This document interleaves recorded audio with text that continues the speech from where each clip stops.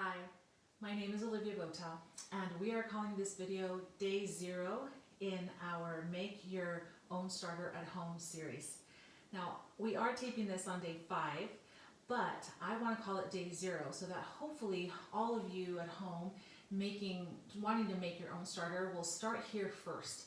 I want to give you some tips. I want to share some things we've learned in this 5-day process before you even get started to give you the greatest chance of being successful. So that's why we're calling it Day 0. All right, this is a recap. Again, this is Day 5, and all of our little tester starters came to full maturity. They've been adopted, and I even baked with one today, and I'm going to show you that at the end of this video so you can see that this is amazing how you can make your own starter at home. This is the first time I've actually made my own starter at home too, and I'm just floored by how easy it was. So don't worry if you don't know anybody that has starter that you can ask for some, or that you don't want to pay a company to mail you, starter for you to be able to use at home. You can do this. You can make it at home. All right. So let's start with number 1. First, you can make starter at home. That's the first thing I really want to emphasize over and over and over, is that this is such an easy process and almost foolproof. Not entirely 100% foolproof, but you can definitely do it.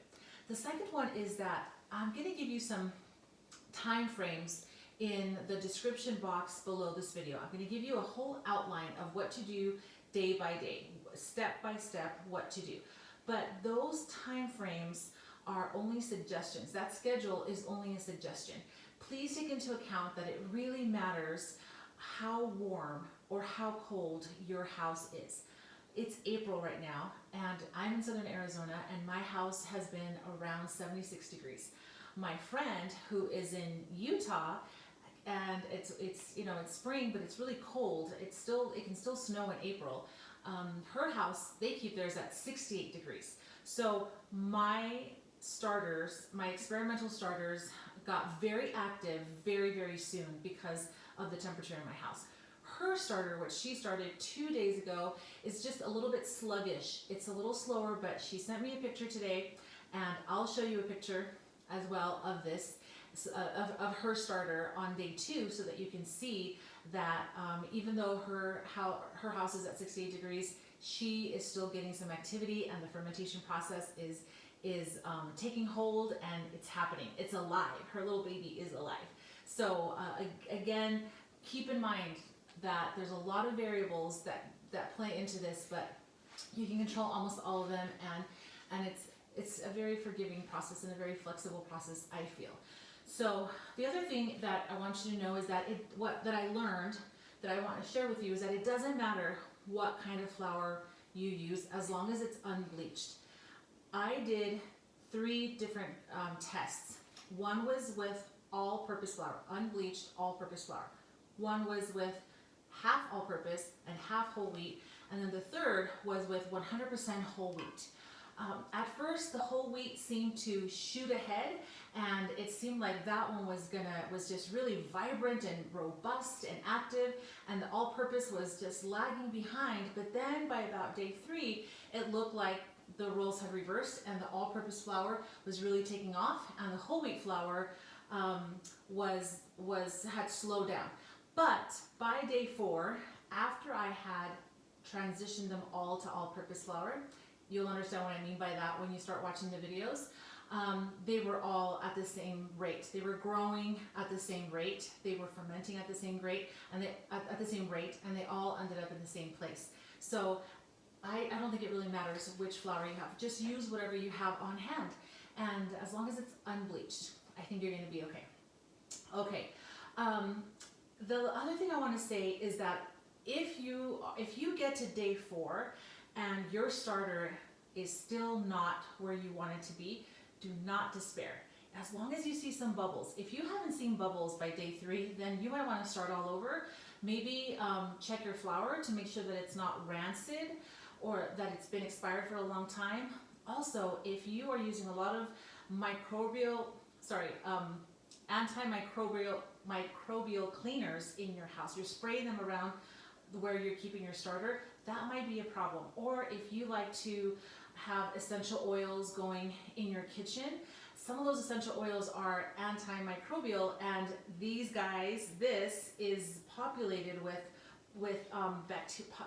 healthy bacteria, good bacteria, and you're going to kill that bacteria if you have a lot of antimicrobial things in the environment. So these are some variables to keep in mind, but don't despair. As long as you're seeing some bubbles by the second day for sure, then you're on the right path. So again, let's say you get to day 4 and you're still not ready to bake with it, just feed it. Keep feeding it every 24 hours until you get to where the schedule tells you to be. So the schedule is just a suggestion.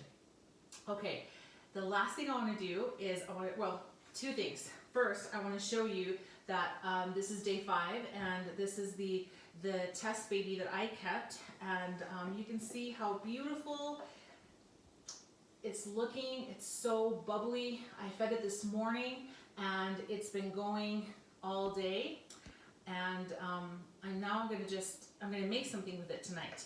I think I'm going to make some tortillas. I think that's what we're going to bake tomorrow, is tortillas, so I'll make that dough tonight. But I did already bake with that tester, and I'm going to show you. I'm going to show you that I did this. Okay, I've already cut into it because I was really curious to see.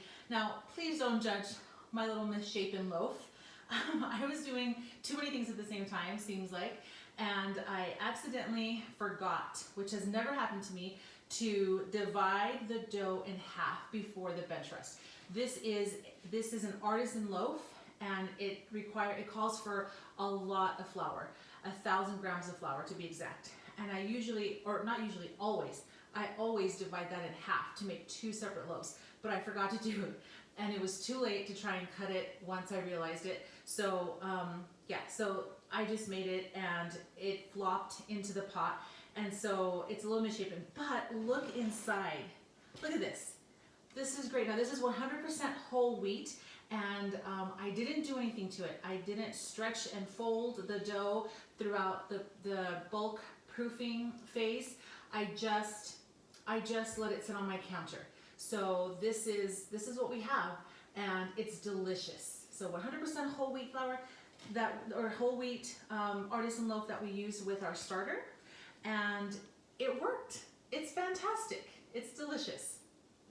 Even if it's a little ugly, okay, my little ugly duckling, it's still going to be, it still tastes the same. So this is the last thing I wanted to show you that we did it, right? We absolutely did it, and because we did it, you can definitely do it. I know that I know that we're not used to doing something like this, taking things that we can't see in the air and capturing them and manipulating them, and I find that to be so exciting, that you can, with just flour and water and those microorganisms on the flour and in the air, that you could harness their energy and their power together to make something like this. So I invite you to try it. Go to day 1. After you watch this video, go to day 1, then day 2, 3, 3.5, 4, 4.5, and 5. And then you'll be set to go. All right? Good luck.